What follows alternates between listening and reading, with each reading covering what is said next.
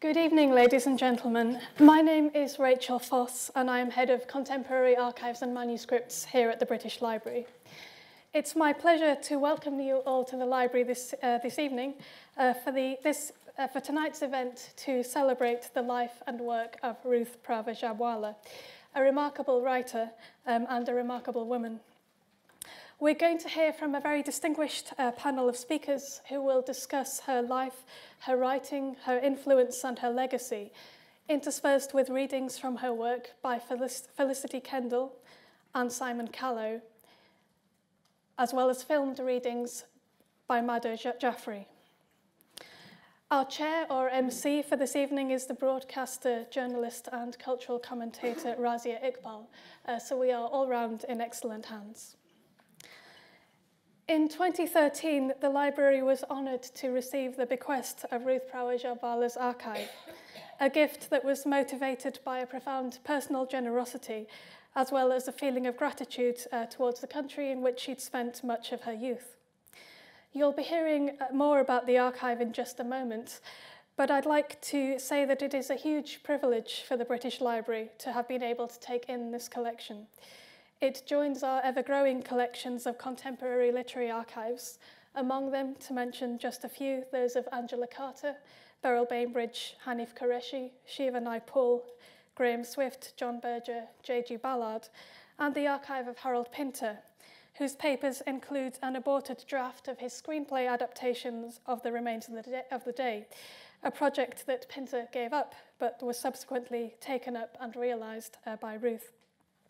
A good example of the myriad archival conversations that Ruth's collection has now joined. We're deeply grateful to Ava Wood, to Cyrus and the whole family for the trust that they have placed in the library in executing Ruth's wishes. And we're very much looking forward, a little further down the line, to making the archive available to everyone who wants to use it for research, inspiration, and enjoyment. The British Library always looks to collaborate wherever possible, as we know that in doing so, we can achieve far more than we could on our own. And tonight's event is very much a collaborative venture, and I'd just like to take this opportunity to say thank you to a number of people. Firstly, my thanks to Pauline McGonigal, whom you'll be hearing from in a few moments' time. Pauline is one of the library's cohort of collaborative PhD students, and she's been working to catalogue Ruth's archive while conducting her doctoral research. Thank you too to Dr. Florian Stadler and to Professor Laura Salisbury, who are the library's academic partners on the project at the University of Exeter.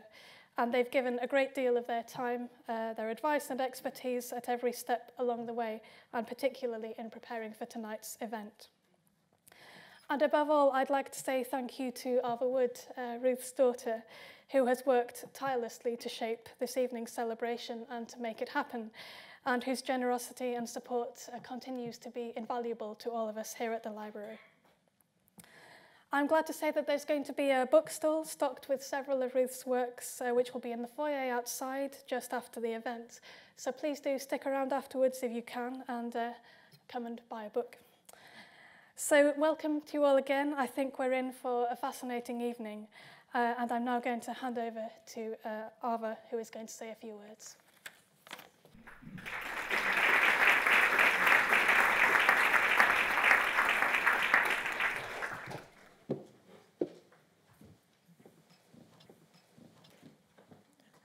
I'd like to say a very personal welcome to all of you, and it's really very pleasing to see so many of you attending this evening. I'm Ava Wood, and I'm the second of Ruth's three daughters. My sister Renana is here too. She lives in India. I live in the UK. Our younger sister Feroza resides in Los Angeles. Fittingly, therefore, we live in the three continents that our mother inhabited during the four distinct phases of her life, which you'll hear about later. I just want to say a few words about our mother's writing before briefly explaining why we are here today. Ruth was a prolific writer. She wrote almost non-stop from her school days. My father told me that within days of arriving in India in 1951, bearing in mind she'd never been there before, She was newly married. She was scribbling in her trademark notebooks and writing pieces for the national radio station. The actor Madhur Jaffrey also recalls her early professional days in Delhi when she had acting roles in plays Mother wrote for the radio. She wrote on a near daily basis for 3 hours in the morning. As children, we remember her sitting in her study, writing or typing almost every day of the week. We tiptoed around the house to avoid disturbing her. This pattern continued almost to the last days of her life. Just to give you a sense of the abundance and range of her writing, Ruth produced 21 published novels and short story collections in her lifetime. One set of short stories was published in the UK posthumously last November. She also wrote 31 screenplays, 7 plays, an opera libretto, and numerous articles. Most of her books are still in print. Little Brown published a collection of previously published short stories, as I said, last November. A Backward Place and The Householder, which were early novels, were also republished recently.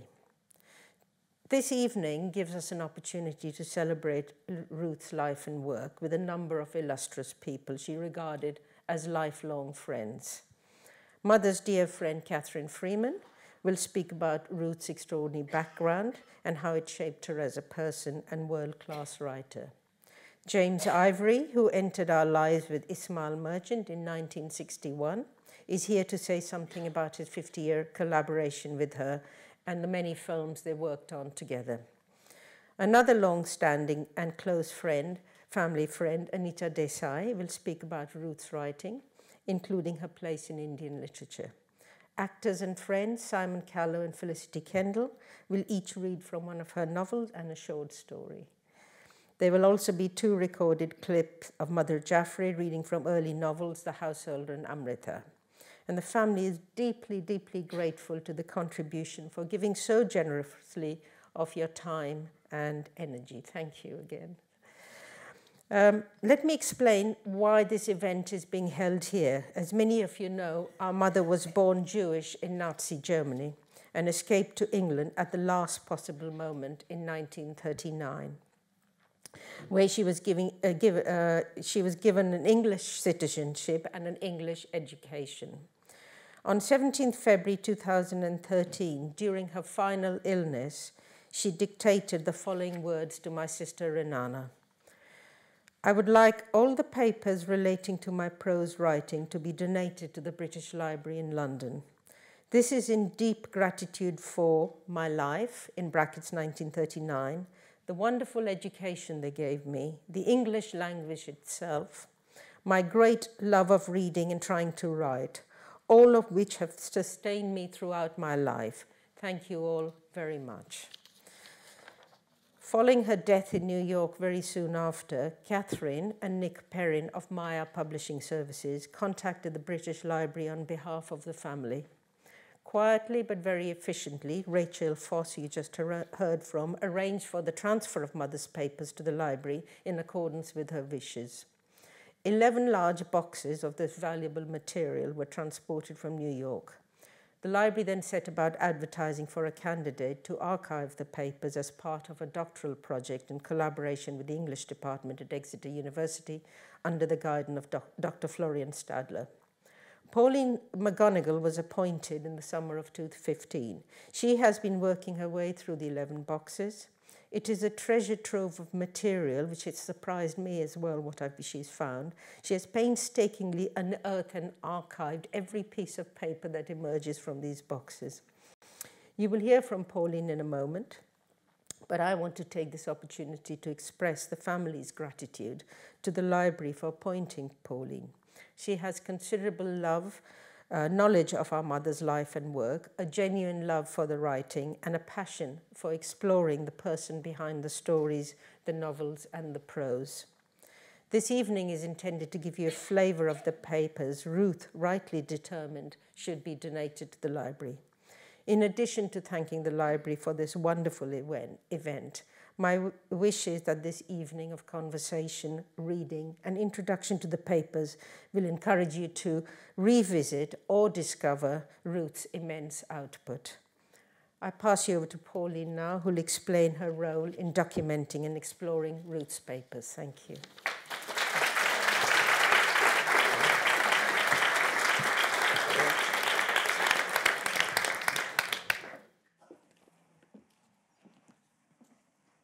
Thank you, Ava.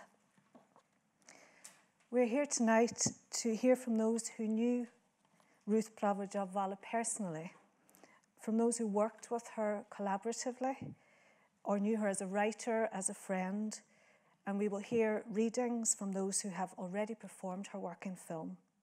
Unfortunately, I never got to meet her. I never knew her. But like many of you, encountered her talent through her stories, through her novels, and via the medium of film. As a researcher on this collaborative project, however, who has had first privileged access to her prose papers, the handling of her personal drafts, notebooks, letters have been very much like a kind of personal encounter of another kind, or like getting to know her and her work in a different kind of way. The author and screenwriter Ruth has always appeared to have taken a very quiet backseat when it came to public events or public attention, while the strength and passion of her work has spoken loudly. Her papers also show a personal assertiveness and the wish to communicate with her readers in trying to reach as many people as possible. Her correspondence, both here at the British Library and in publisher archives elsewhere, characterise someone with a determined certainty of her creative purpose and a firmness in maintaining artistic control over her creative work. It also shows strong concern over authenticity and truth in the depictions of her characters and their environments. Anita Desai, in her introduction to the posthumous short story collection At the End of the Century, just published this year, writes of how Ruth always had, and I quote, an air of existing in a separate world, in isolation and perfect stillness. But though Ruth needed her quiet routines to write, as Ava referred to earlier, and trusted her own instinct, she also listened to others. The correspondence show how she trusted the advice and opinions of those with whom she worked closely, like her editors, many of whom she built very close friendships with over the years. But she also cared for the opinion of her architect and artist husband, Cyrus, known as Jab, who came to illustrate many of her books. This one was an illustration within the novel collection My 9 Lives, published in 2004. We think of that great collaboration with James Ivory and Ishmael Merchant only in terms of her screenwriting career. But her correspondence shows how highly she valued James Ivory's artistic and aesthetic sense in helping choose images which represented her fiction. And it shows how she appreciated the advantages of Ishmael Merchant's business acumen and charm in her relationships with her publishers and her agents. The act of bequeathing her prose to a public institution shows this great generosity, but a generosity that she also showed to scholars who wrote to her and to other authors whom she admired and whom she tried to help with publication.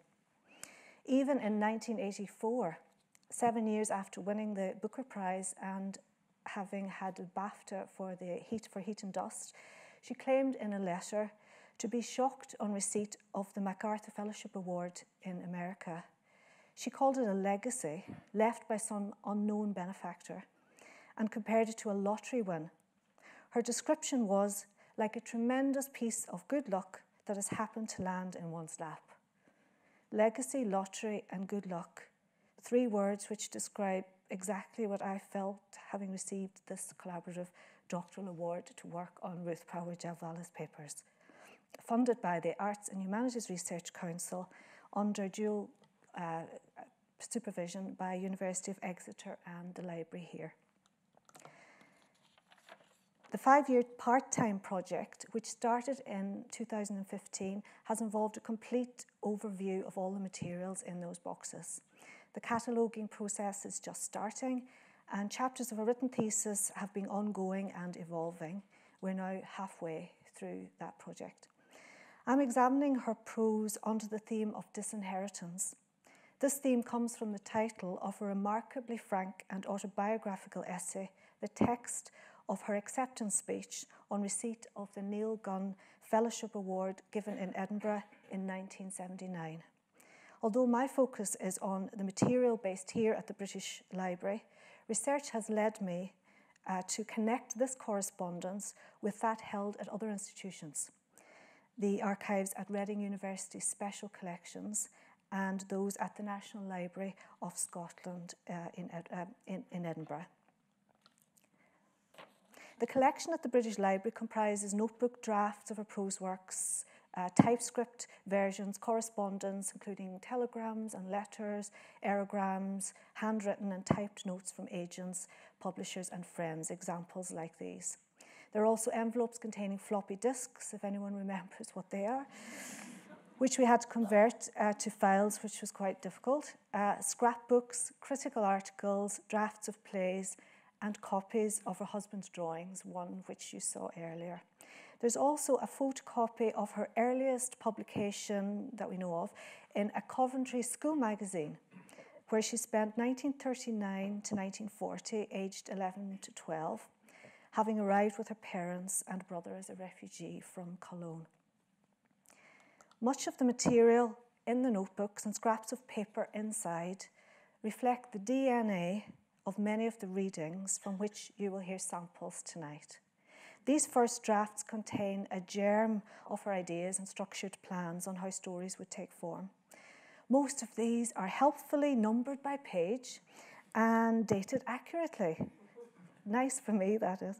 She often indicates the location in which they were written, in Delhi, in her New York apartment, or in James Ivory's Claverack home. You can imagine how exciting it is for a literature student to work with a writer's material in its raw state. But it's worth pointing out it's not all that romantic at times because there are some practical issues to deal with. These boxes were very, very heavy. Ruth's handwriting sometimes can be a bit of a challenge. Much of the contents are very fragile and have to be handled with great care. Handling with care is something the British Library take very seriously. The contents of one of the boxes, which contained 4 cotton packages, each tightly stitched together, presented me with a problem. So I called in the experts. Liz Rose, a textile conservator from the collection care department, assessed them and took on the task of opening them stitch by stitch last winter. She arranged for me to be there when the contents of the first one were revealed. We invited Ruth's daughter Ava and her husband Laurie here to witness the process, which was photographed and filmed by Elizabeth Hunter. I alluded at the beginning of this talk of how we can know about someone and their work in different ways. During this opening process, both myself and family members learned things we didn't know from this package. It contained 6 tightly wrapped notebooks. The exterior markings had information on all sides, addressed to New York, sent in 1976, the year Ruth moved to America, and was covered in ink, Indian postage stamps. It had customs forms attached to it, which up until then I had paid very little attention. I assumed the details on those were written by some anonymous official somewhere, until Ava pointed out she recognized the signature on the forms. It was that of Miss Manchanda, her father's secretary in his architect's office in Delhi, someone who was in fact very well known to the family, and we had a conversation about her. This added contextual information was something I would never have known had Ava not been present. But Ava learned something too. Inside this package, the notebooks were revealed to be the first drafts of the novel The Householder, first published in 1960. The pages were covered in doodles, marks showing Ruth's practice of Hindi script, and some drawings. At one point, Ava turned to Laurie and said, I never even knew Mother could draw faces, did you? These packages had been in storage since 1976, over 40 years when no one had seen them. We realised how the significance of the outer packages added context to the contents inside. And Liz Rose came up with an ingenious idea of refilling at least one of them with a foam material so that we could retain it in its original shape. Not only has this made it easier to view all the exterior information, but it's a safe way to store and preserve the item. The exterior markings are particularly significant for me because they represent the transnational nature of Ruth's work, and they illustrate the complete route of her prose drafts, from India to America, and finally, following her wishes, here to Britain. I'd now like to introduce the first reading for the evening. The first reading comes from the novel that we opened that day in 2017. Its film adaptation in 1963 was in fact the start of the Mercury Ivory collaboration with Ruth. The reading is by someone who grew up in Delhi and who first worked with Ruth on the All India radio plays. She later acted in many other Merchant Ivory productions. We know her as Madhur Jaffrey, we know as in the UK as a cookery TV celebrity and writer. But first and foremost, of course, she's an actress. She continues to act and will shortly be appearing in a sitcom for a US TV station. This first reading from The Householder, one of the blurbs that I thought was good from The Guardian some time ago was about the protagonist Prem, who is a teacher and is newly married. But Prem is not a very good teacher, nor is he very good at being married. His mother comes to stay with the new married couple. Ladies and gentlemen, Madhur Jaffrey reading from The Householder.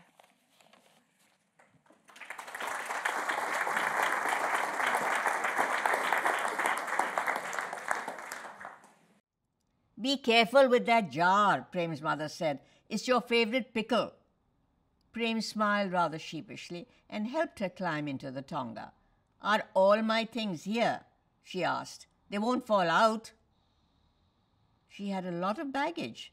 There was a steel trunk with a big padlock to it, a roll of bedding, a great number of cloth bundles tied with thick string, a basket, and an earthenware water container. Prem did his best to accommodate all these things safely in the tonga, while the tonga driver sat perched up on his seat with his whip in his hand and watched him. The horse stood with his head patiently lowered, and the porter stood waiting for his money. At last they started off, and Prem's mother asked, "How much did you pay him?"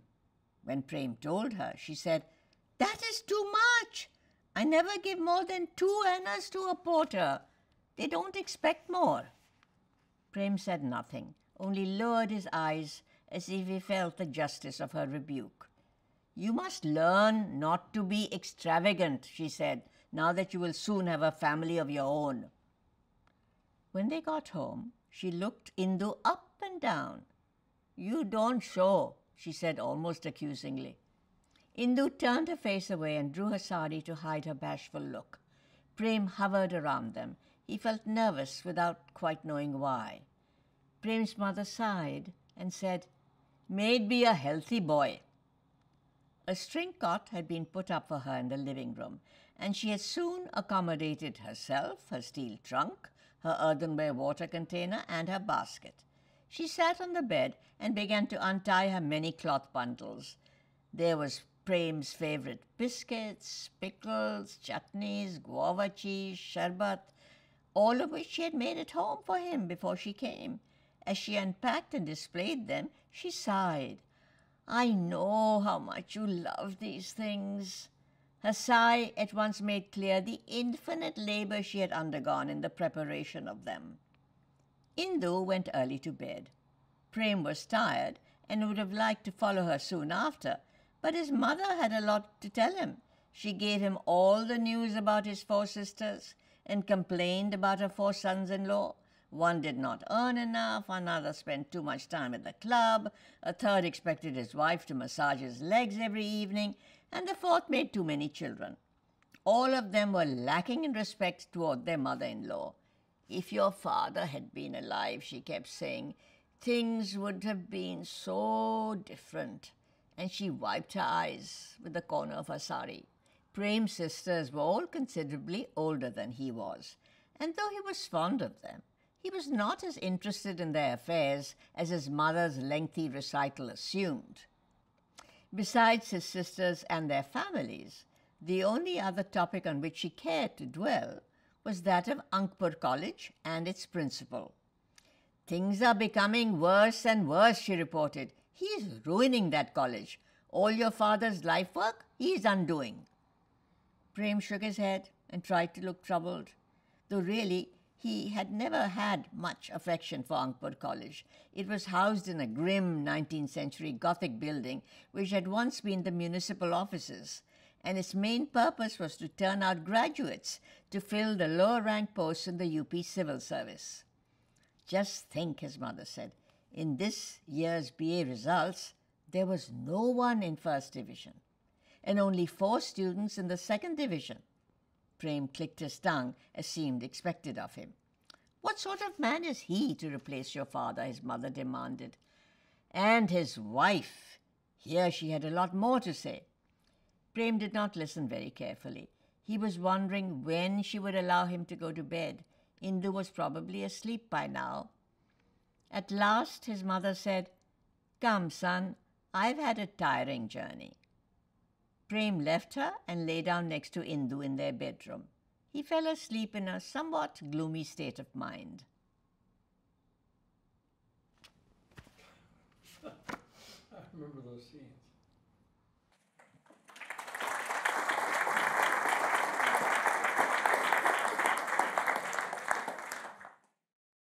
Good evening, everyone. My name's Razia Iqbal. It's a real privilege to be here and to be a part of this celebration of Ruth's life and her work. I hope that you've already felt that you're getting a few glimpses, if you know her work well, just the wonderful nuanced social observation and the humour in that reading from Madhu Jaffrey, and just the little details from the archive. I came to the British Library a couple of days ago and was escorted into the bowels. It's very cold, and saw some of that archive myself. And privilege is really the only word I can think of to describe it. It really is wonderful to be allowed in through the door of somebody's life in that way.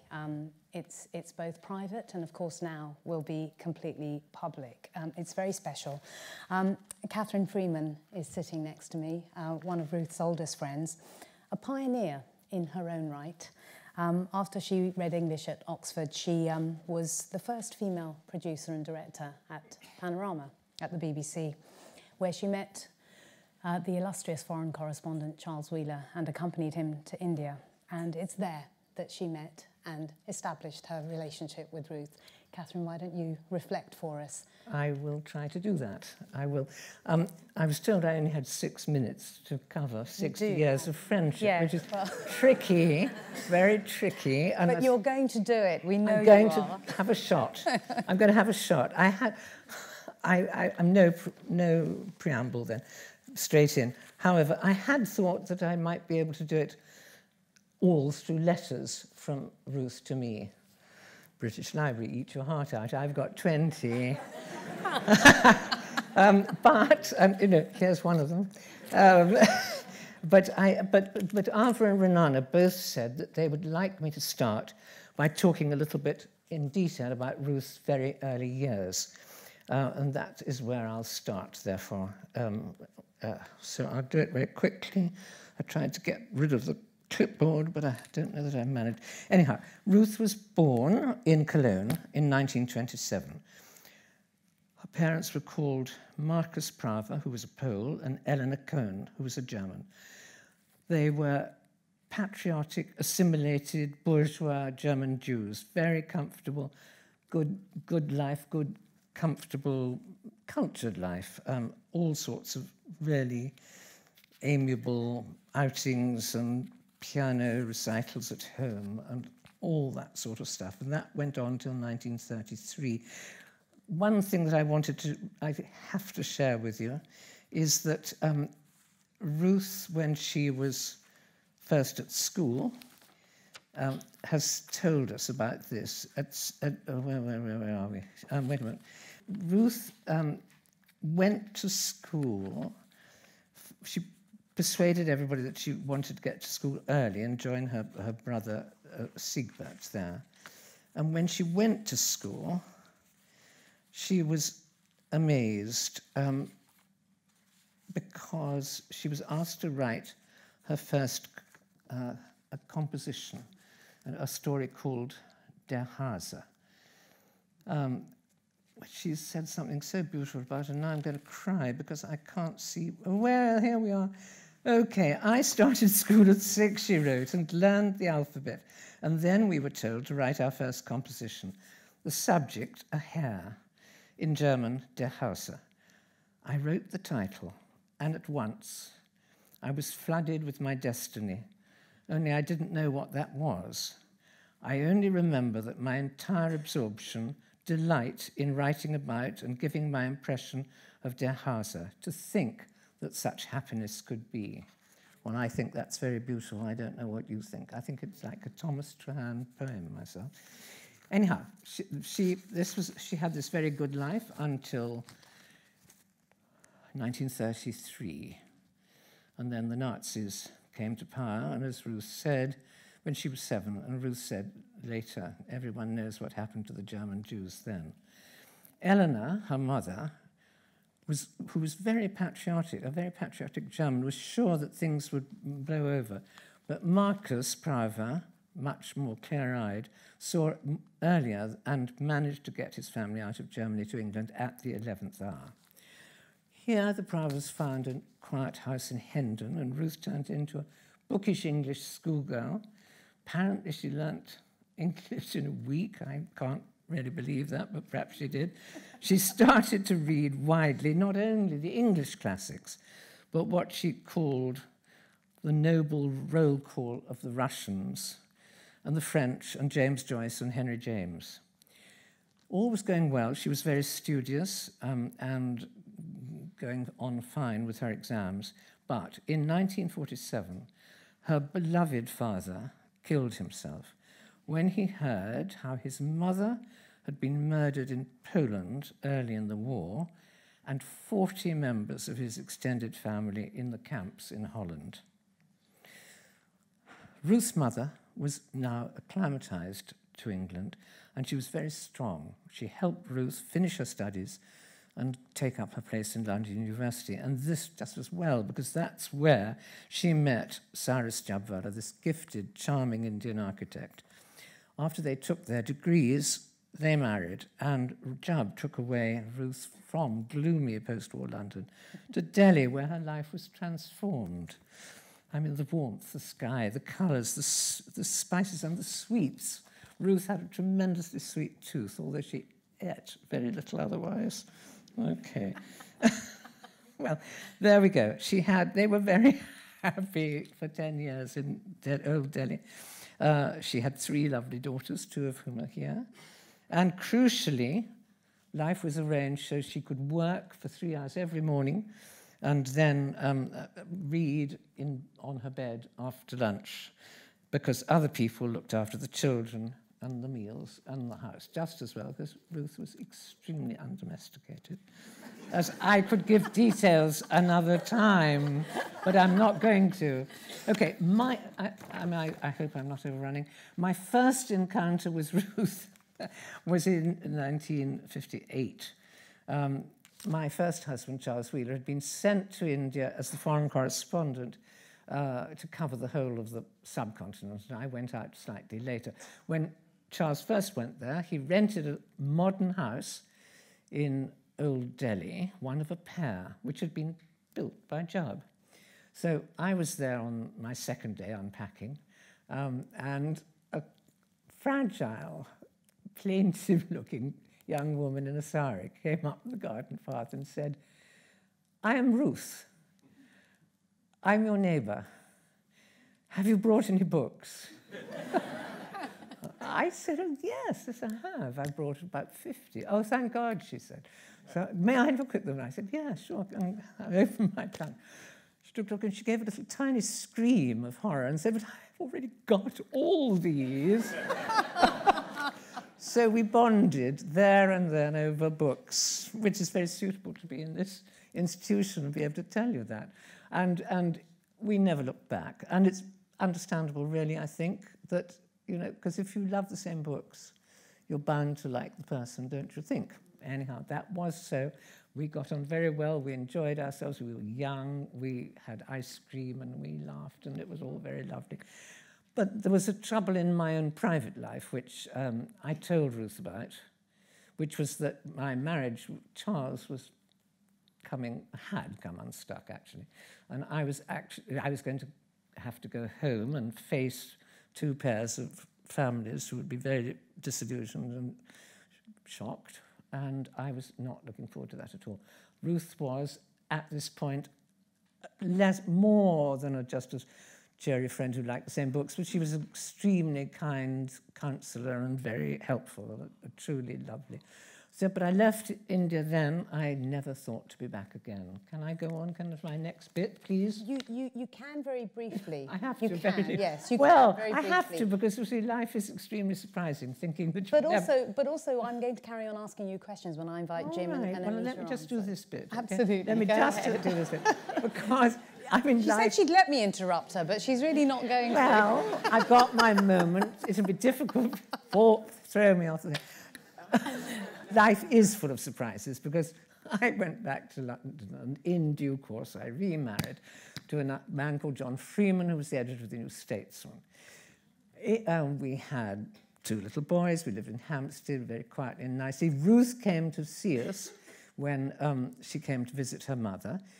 We all got on. We asked Ruth to be the honorary godmother of my eldest son, who's sitting somewhere here. Matthew, where are you?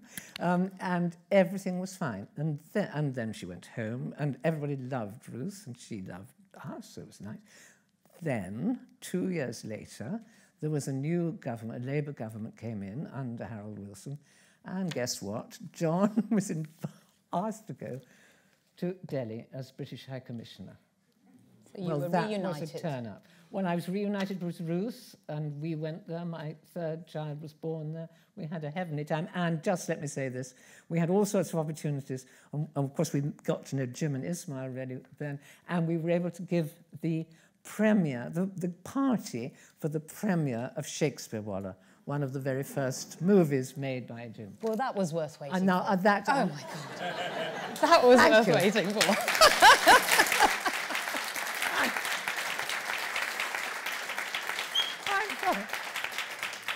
Pages more.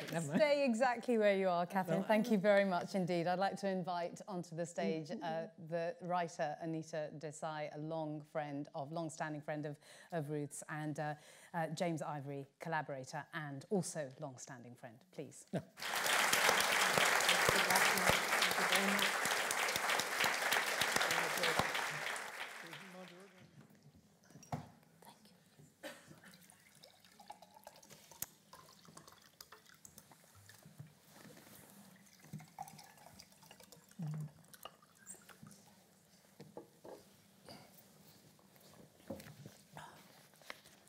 Welcome. I hardly need to introduce the two of you, and I'm not going to waste time doing so. I'm just going to start immediately by asking you questions about Ruth. James Ivory, you knew her for a very, very long time. The first time you met her was 1961? The first time I met her was a New Year's Eve party in January of 1960. 1960. And I crashed that party, and that's something I never really thought I'd do. But there was no place else to go, and so I went there, and up until the party had sort of moved to Ruth's bedroom, and everyone was there in the bedroom. And then I went up. I didn't know Ruth. I didn't know Job. It was a strange house. I didn't know really anybody. And then later on, there was a regular sort of New Year's party downstairs. And I saw, for the only time in my life, Ruth dancing. And she was dancing with Charles Fabry. Imagine. Oh, yes, indeed. So, round and round and round.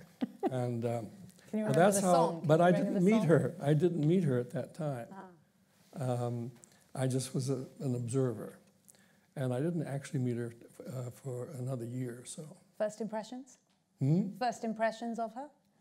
Oh, to be very careful what I said. And yeah, that was my first impression. I was quite frightened, yes. Okay, so frightened because she was forbidding? She was... No, not at all, but I mean, I didn't want to sound stupid. You know, I mean, it's... You knew she was clever straight away? Oh, yeah, absolutely. Anita Desai, you wrote about your meeting her in a piece in The Guardian after she had died. And I wonder if you'll just reflect for us that moment, because it was to do with your mother's meeting, and then the friendship then went on to the daughters. Well, we lived in the same neighborhood in Old Delhi. We were all neighbors there. And I became aware of this young mother who was walking down the road with her 2 children. And at that time, they were Renana, I think she must have been 3, and Ava must have been a baby because she was in the pram. And my mother and I were going for our evening walks, just looking at each other and not knowing who the new family here was. And I think we were introduced by Dr. Charles Fabry, who, noting that my mother was German and so was Ruth's, and Ruth's mother was visiting, so he thought perhaps the ladies should get together for coffee, and they did. And then the daughters got to know each other, and I'm trying to think of a way to describe the literary scene for us, for Ruth, who was already writing, and I was a college student then, and I was trying to. So what was the literary scene like there? It's hard to describe because there really wasn't a literary scene. Writers didn't know each other. They didn't meet each other constantly as they do now. There was no such thing as author readings or literary festivals, or conferences, nothing of the sort. We only knew other writers through their books.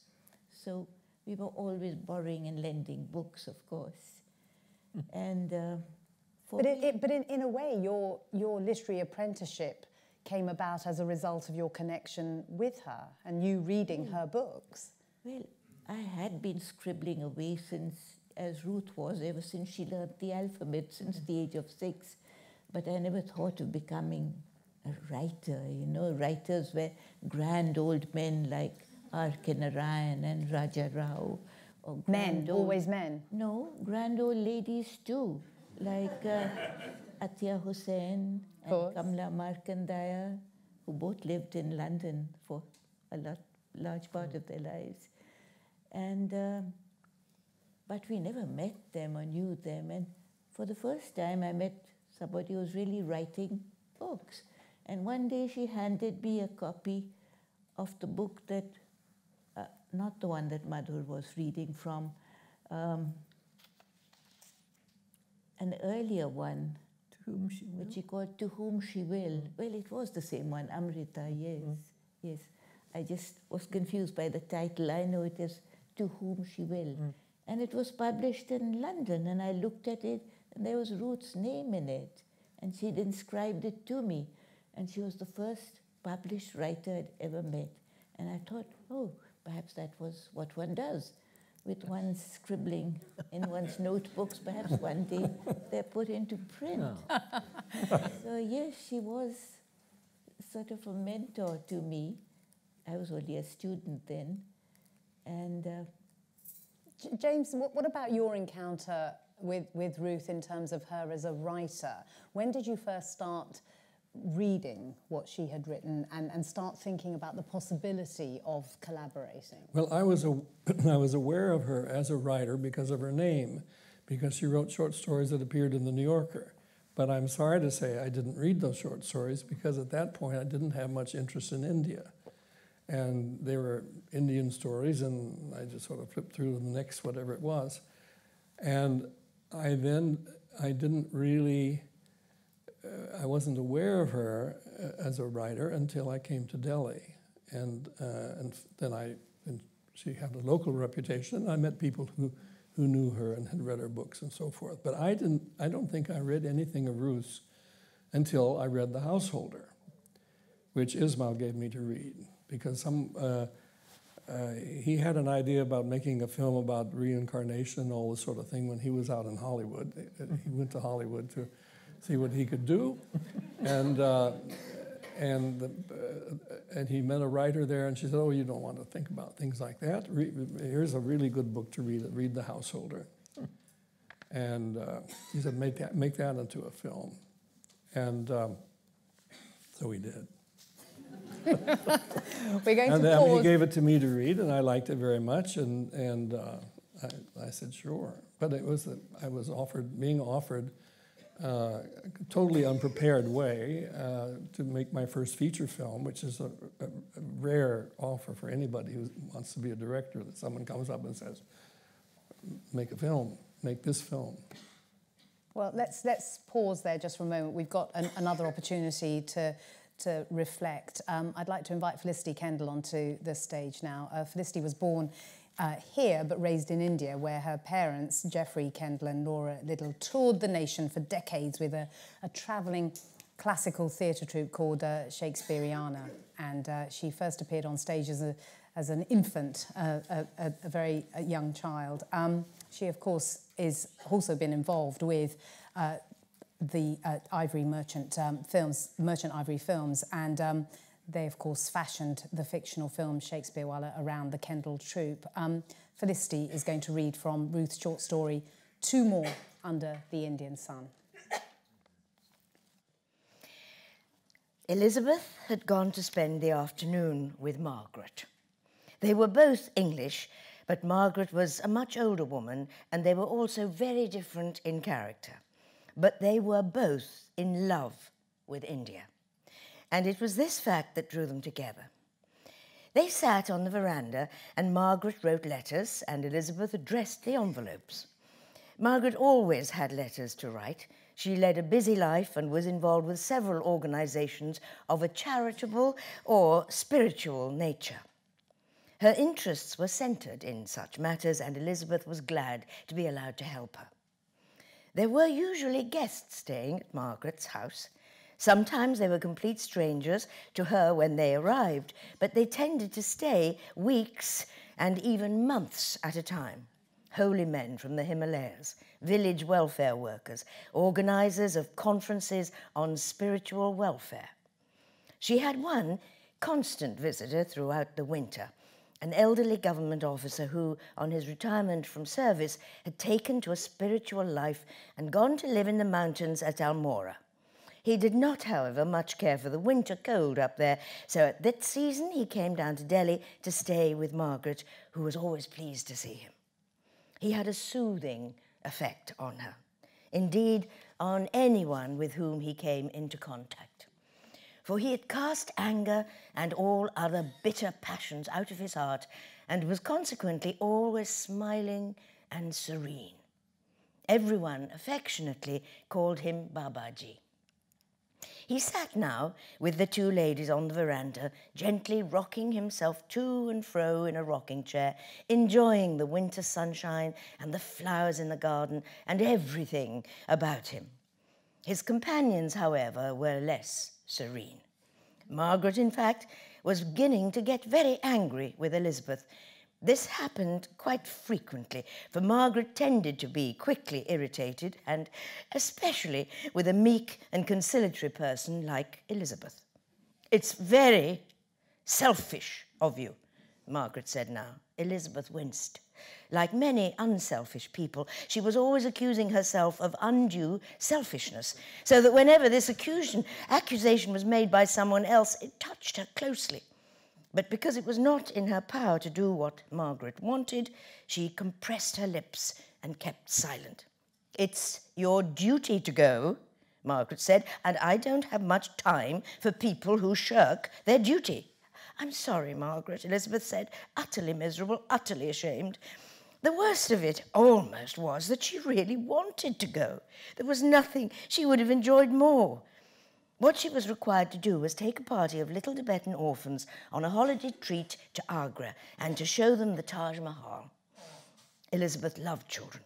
She loved little trips and treats, and she loved the Taj Mahal, but she couldn't go, nor could she say why. Of course, Margaret very easily guessed why, and it irritated her more than ever. To challenge her friend, she said bluntly, "Your Raju can do without you for those few days? Good heavens, you're not a honeymoon couple, are you? You've been married long enough. 5 years. 4, Elizabeth said in a humble voice. 4, then. I can hardly be expected to keep count of each wonderful day. Do you want me to speak to him? Oh, no. Well, I will, you know, I will. It's nothing to me. I won't mince my words." She gave a short, harsh laugh, challenging anyone to stop her from speaking up when occasion demanded. Indeed, at the thought of anyone doing so, her face grew red under her crop of grey hair, and a pulse throbbed in visible anger in her tough, tanned neck. Elizabeth glanced imploringly towards Babaji, but he was rocking and smiling and looking with tender love at 2 birds pecking at something on the lawn. "There are times when I can't help feeling you're afraid of him," Margaret said. She ignored Elizabeth's little disclaiming cry of horror. "There's no trust between you, no understanding. A married life is nothing if it's not based on the twin rocks of trust and understanding." Babaji liked this phrase so much that he repeated it to himself several times, his lips moving soundlessly and his head nodding with approval. "In everything I did," Margaret said, "Arthur was with me. He had complete faith in me. And in those days, well," she chuckled. A wife like me wasn't altogether a joke. Her late husband had been a high-up British official, and in those British days he and Margaret had been expected to conform to some very strict social rules. But the idea of Margaret conforming to any rules, let alone those, her friends nowadays often had a good laugh at it with her, and she had many stories to tell of how she had shocked and defied her fellow countrymen. "It was people like you," Babaji said, "who first extended the hand of friendship to us." "It wasn't a question of friendship, Babaji. It was a question of love." "Ah," he exclaimed.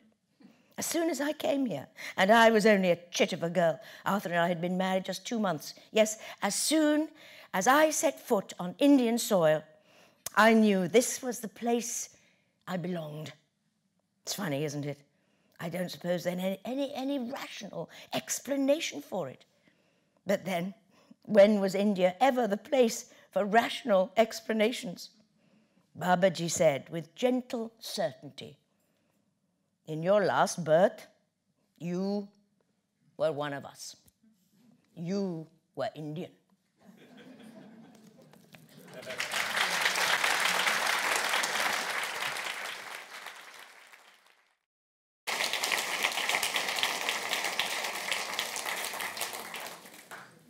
Thank you very much.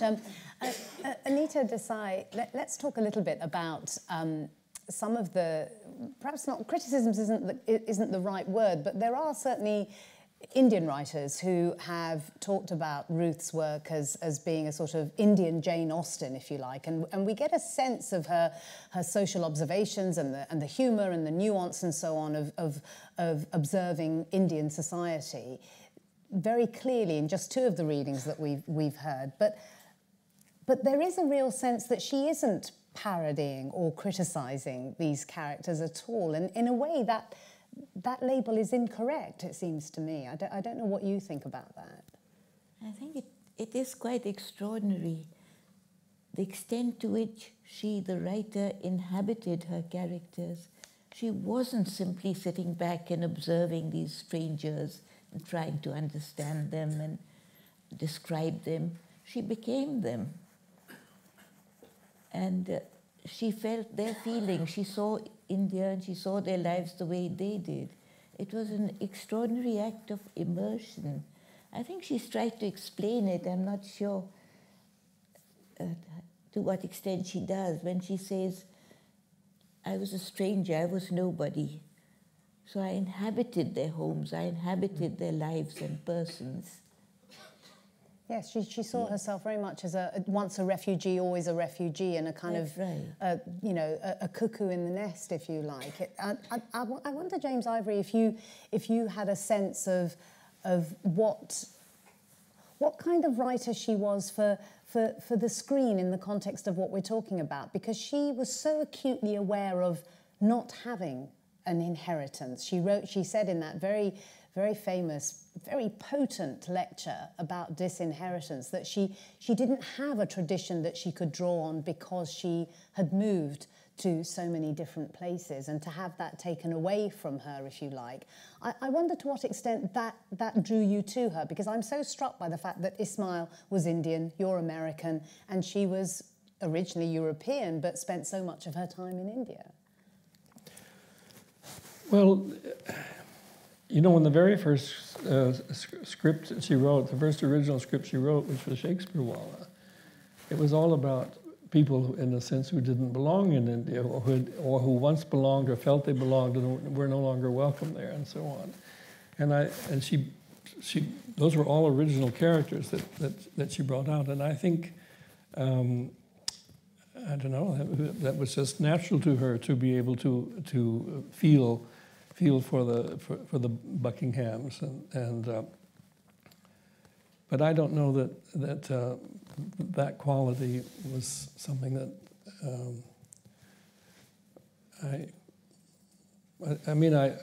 the fact that she spoke of it often, that she was like a person who didn't belong anywhere, and she spoke of that again and again and again, and she had gone from here to there and would go somewhere else and so on. But I just took that in, and it didn't. I didn't really think about it very much. But it's in the various films that she worked on. It comes through again and again and again. And I think those particular stories where that happens, where it's central to the story, it was easy for her to. That's why she liked them. That's why she wanted to do them. She found, there was huge success in terms of screenwriting, winning Oscars and so on. But in Who's Who, she lists the screenwriting as a hobby. Well, it was kind of that, I guess. Well, she said the films were fun. Yes, the films were fun, but the books meant so much more. Yeah. No, her own writing is really that was her real writing. The writing was where she felt she was essential. The novels, the short stories. Yeah. But writing is a very lonely profession. It's you have to be very alone and isolated. And I think for Ruth, making films opened the door to another world. Exactly, it certainly did. Yes, it did. She met people she would never, ever have met. Yeah, she said famously, it was wonderful to meet the directors and actors and the con men. She had a very dry sense of humour. She also struck. I mean, from some of the letters that I saw in the archive, just very fleetingly, she was clearly somebody, and this goes back to what you said about her when you first met her, very singular and sure of herself. And I wonder if you'll just, I mean, are there examples of her encountering people in this completely separate world, initially separate from her writing world, the world of film. I mean, are there instances that you can share with us when she comes across a person who, you know, is really so different from the world that she's in, but she just is the person that she is? Well, she was could never be part of the world of movie making. I mean, it was not for her. But she also, in fact, made very, very good friends within that world. I mean, some of her closest friends were actors or actresses, and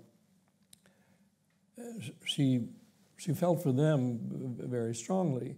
But if it was someone that she met in, well, a con man or a con woman, if she met somebody like that, she just would turn her back on them. She would never want to see them or anything of that kind. She removed herself from them. Well, that's. But really the other, if she liked them, she went towards them and wanted to be with them. Well, let's meet one of the actors who did act in several of the screenplay adaptations that were done by Ruth. Simon Callow, obviously one of the greats of British theatre, films and television. Simon acted in 4 of the Merchant Ivory films that Ruth had written the screenplays for. Simon's going to read a passage from his favourite Ruth Prawer Jhabvala novel, In Search of Love and Beauty. Simon Callow.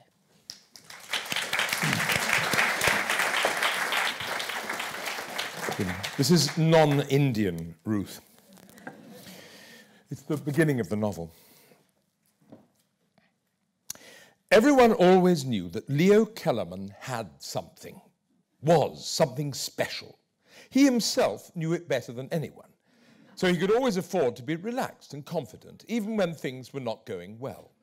And for years and years, things had not gone well. He had come to New York in the 30s as a penniless refugee, but he had never really had any difficulty in getting people to look after him. That was because he was so talented and handsome and charming and young, too, at that time, vital and young, so that everyone had wanted to share in him. He had entered Louise's life with a phone call from her friend Reggie. An Adonis, Reggie had described Leo to her, an Apollo, a god. Well, naturally, Louise had known to discount most of that, but she was used to Reggie's temporary enthusiasms for any new acquisition, a hat, a coffee pot, or a person, just as long as it was hers. And sure enough, when later that day she met him at Reggie's, she saw that he fell far short of her description. He was fair, it was true, blonde as an Adonis, with round blonde curls all over his head. And his eyes were round, too, and porcelain blue, and his complexion was clear and of a pinkish hue.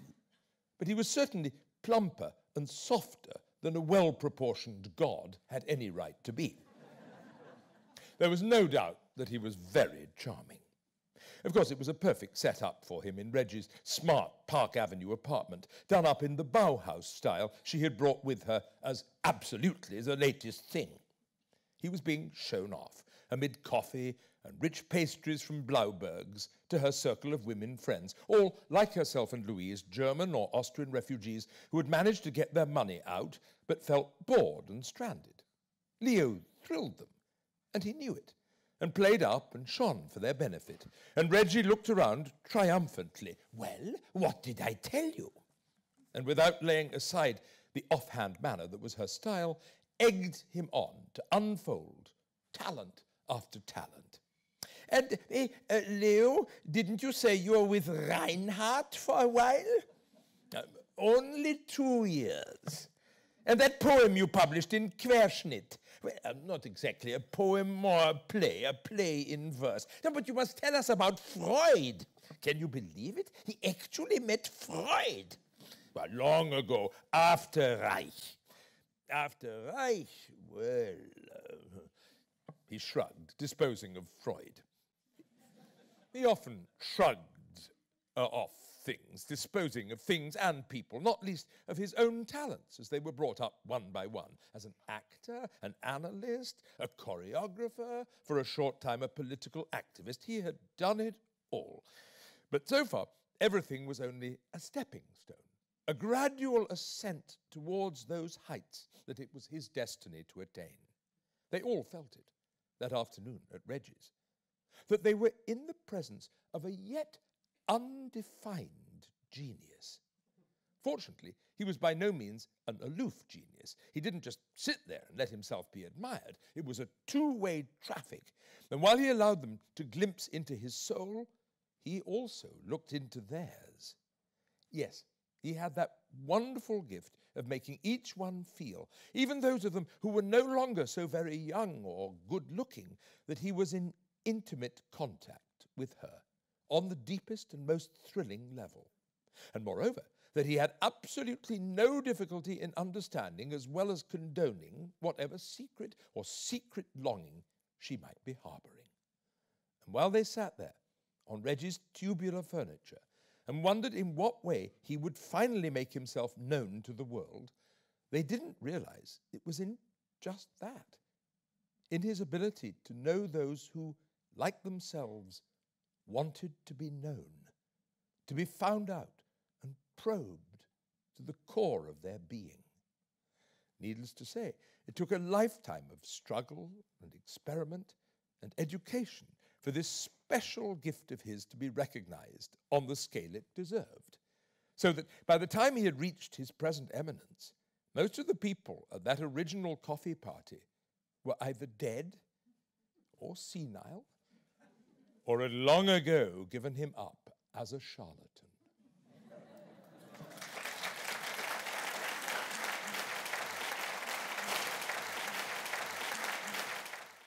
I've just got a couple of really quick questions I want to put to James and to Anita. James, just give us a sense of the collaborative process, because, you know, this was long before email, so presumably you spoke on the phone. What else did you do? Well, we wrote letters. Hundreds and hundreds and hundreds of letters. And like the one that you showed, the little air letter, Yeah. we had them in the United States, and I think you still have them, maybe. Does anybody I'm not write sure on anyone ever writes them anymore. Probably. So it went back and forth with letters. And it wasn't possible to talk on the telephone very often if Ruth was in India and we were in New York, because you had to book the call, and if you were in India, you were only allowed 3 minutes, and maybe you could get 6, and you always had to book those kinds of calls. So there was no real communication by voice, really, and it was all by letter. Because that took time. You had to wait for the letter and then write back. And yes, and but so many letters came. So you always had a letter. You were never without a letter, it seems. And slowly a project would come together, or the story would come together. And if it was an original thing, then it started out, I have an idea, this and that, and we talk about it, and then slowly the details would start coming from me to her, and from her to us, and that's the way it went on. And then at a certain point, she would sit down and write the screenplay. And were there disputes that would then be transmitted? They could be. They could be. I remember there was a big dispute over Shakespeare-Walla right at the beginning. Can you share with us what specifically? Oh, she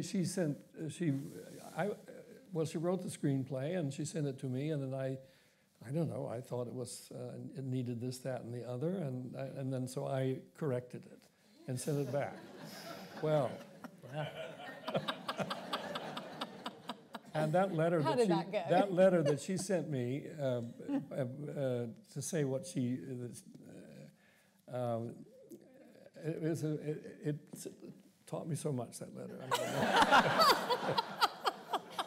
So anyway, eventually there would be a screenplay, and she never ever showed Ismail and me a screenplay before it was done. She always finished the thing, and then she would give it to us, and then we would read it. And I would sometimes be appalled at things that she'd left out very often. I'd make scenes, and since we all lived in the same building, these scenes very often were at breakfast. And I remember once I stamped on a script.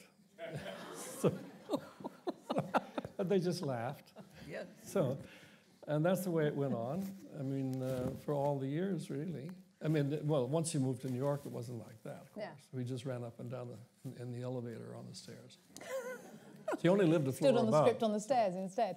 Anita Desai, if you had to introduce somebody to Ruth's work who has never encountered her work, where would you place her in the firmament of literature in English?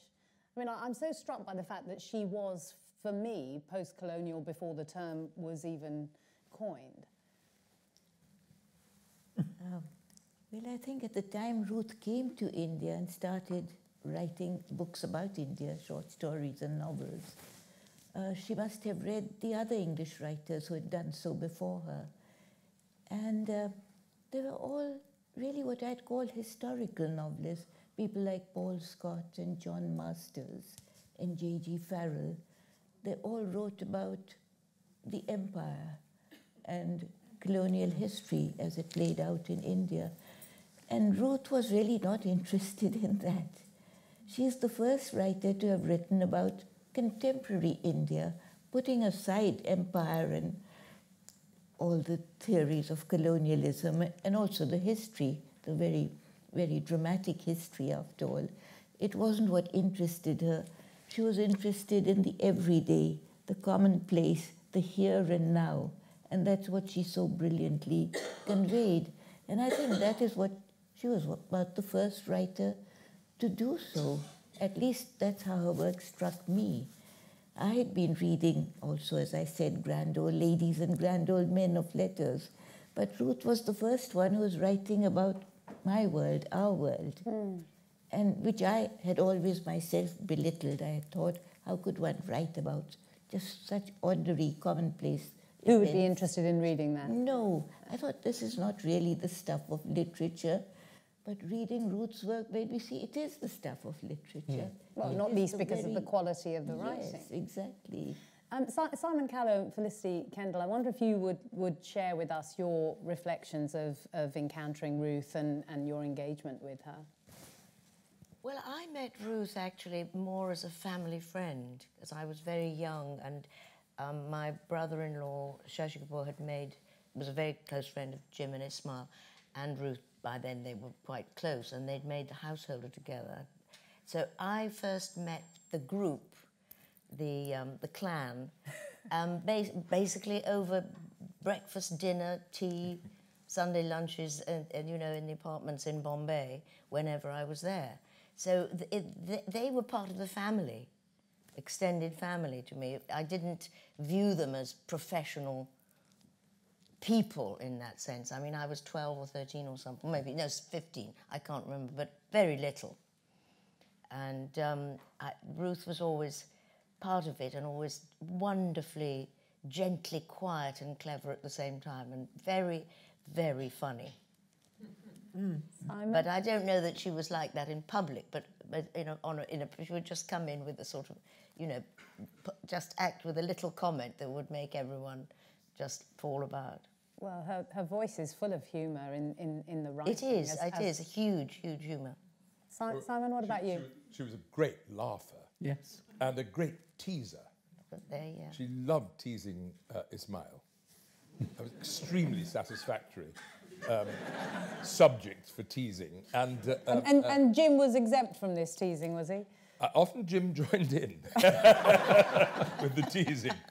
But, and she was... she had the most extraordinary physical aura, presence. She was, as people have said, she was small, and but the inner life was so strong that you could almost feel her observing, seeing, processing, thinking, which would ultimately emerge, no doubt, as writing. But she was merry. You know, if you know, with the moment you engage with her, she was just merry as a grig. And she and Jab, who was a hilariously amusing companion, endlessly delighted Ruth. They roared and roared and roared with laughter. And words just tumbled out between them. It was wonderful to meet Ruth with Cyrus, as I insisted on calling him, because I had never met anyone called Cyrus and couldn't think when I was next likely to meet one. And they absolutely were a fabulous couple. They were like Ginger Rogers and Fred Astaire of conversation. Well, no, she just loved to be made to laugh, you know. Yes. She loved it, and she laughed until the tears ran down her cheeks. Do you remember that time? It was the thing she really liked the best. I mean, she had a fantastic taste for jokes. Not jokes, but amusing stuff. And her and she was wonderfully acute in anything that you might ask. If you were to ask her for advice, it was so considered and gem-like in its precision. And when I directed a film for Grim and Ismail, she just saw it once and made just a couple of crystalline observations about it, which immediately could be acted on, you know. But of course, she always proffered these things with extreme modesty, as if they were, you know, take it or leave it. I mean, I'm probably completely wrong, but, and then say the absolutely precise thing that you needed to hear. It was wonderful. Thank you very much. Sadly, we have run out of time, but I hope that for those people in the audience who are not as familiar with Ruth's work as perhaps they should be, that tonight has whetted your appetite, and those who are, this will be a rediscovery. I mean, it's been a real pleasure. It's only really leaves for me to say thank you to all of the panelists, the readers, and to you, the audience. It's been a real privilege to be a part of this. And I'd like to thank Ruth's family, but above all, I'd like to thank Ruth for her creative output and for the joy that she has brought all of those people who've encountered her as a person, as all of you have, and you've shared it with us tonight. But in the end, all of those people who will continue to encounter her as a writer of real distinction. And we will end with Madhu Jaffrey reading an extract from the very first published novel, To Whom She Will, which Anita Desai was referring to earlier. So we're going to end with Madhu reading that. After dinner at the grandfather's house, they all sat out in the garden. The grandfather, Tarla and Wazir Dayal, Radha and Meera auntie. Amrita had stayed at home. She had pleaded a headache. Radha was quite glad of her absence because she wanted to make the occasion a family council over Amrita. The night was very hot. Wazir Dayal, sagging in a deck chair with his long hands dangling limply over the sides, groaned softly. "This heat." The grandfather said crisply, "It is only a matter of making up one's mind to it." He sat upright, with his hands planted on his knees, as if in defiance of the heat. "And in September, too," Meera auntie said. "It should not be like this in September." "We will not talk about it," said Pandit Ram Bahadur. "No," said Tarla, backing him up. "Talking about it only makes it worse." "Perhaps," Meera said, "I feel it so because I am fatter than any of you." Nobody could deny this. Meera was indeed very fat. She spread in large, soft folds over the sides of her deck chair. "I remember when I was carrying Harish how I felt." "Oh, it was very bad," Meera said. She was a widow and had one son, a dentist, as large and fat and placid as herself. "Often I envy you, Tarla," Radha said. "One's children can be so difficult. When we are young, they break our arms. When we are old, they break our hearts." "My Harish has never broken my heart," Meera said. "Often I wish," Radha said, "my Amrita was more like your Harish." "She at least has some spirit," Pandit Ram Bahadur said. "She is a very obstinate, headstrong girl," said her mother. "It is your own fault," Tarla said. "Why can you not leave the poor girl alone? It is not always good to be watching and pushing a young girl. That is a very old-fashioned idea. You must stop nagging her and she'll be all right. I am willing, Tarla went on, to take her to some of my meetings. There is so much work to be done and we always need new helpers. And once Amrita has begun to be interested in social work, she will forget all about this affair. Perhaps it would be a good thing for her, Radha said. You do not speak quite without sense, Tarla. Then Pandit Ram Bahadur spoke. I have been pondering along a different line. Yes, Papaji, Tarla said deferentially. I have been thinking, her father delivered himself, that we ought to send her abroad, to Europe, to England, perhaps. Europe? Radha cried. England? My poor little bird alone in England? It is so far away, Meera said, and I hear they do not have enough to eat there. She clicked her tongue in gentle commiseration. But what do you intend she should do there, Papaji? Tarla asked, to show that at least one of his daughters was a responsible adult. She could pursue her studies, Pandit Ram Bahadur said. She could enter one of the universities.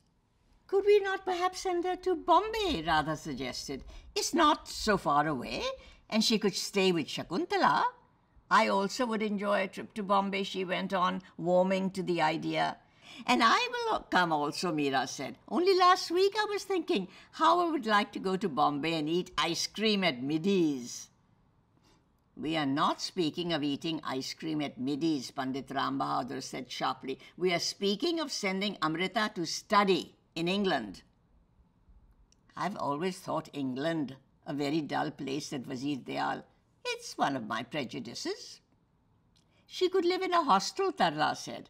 I believe there are hostels specially for Indian students. Hostel nothing, Radha cried. She will live with me, with her mother, as a daughter should. We will rent a house, only a small house, 4 or 5 rooms. Will be enough for me. Perhaps we will take a flat. But I do not like to be without a garden. I will take Gyan with me because it's so difficult to train a new servant, and also I hear servants are hard to find in England. Pandit Ram Bahadur struck his knee with the flat of his hand and said curtly, Amrita will go alone. Oh no, Papaji, Radha cried. We cannot send her alone to England. Who will look after her? And how are we to know she will not get into bad company there? She might even want to, heaven help us, marry an Englishman. And such a thing I will never survive. Think of it. In our family, a mixed marriage? Before that, you can make my funeral rites. But how can I stay alone without my daughter, Radha said. How am I to live? Perhaps I could take another paying guest if someone suitable can be found. But no paying guest, however good his family, can take the place of a daughter. Amrita will go alone, Pandit Ram Bahadur said. His foot was tapping. Of course, Tarla said. It is easy to see, Tarla, Radha told her, that you are not a mother.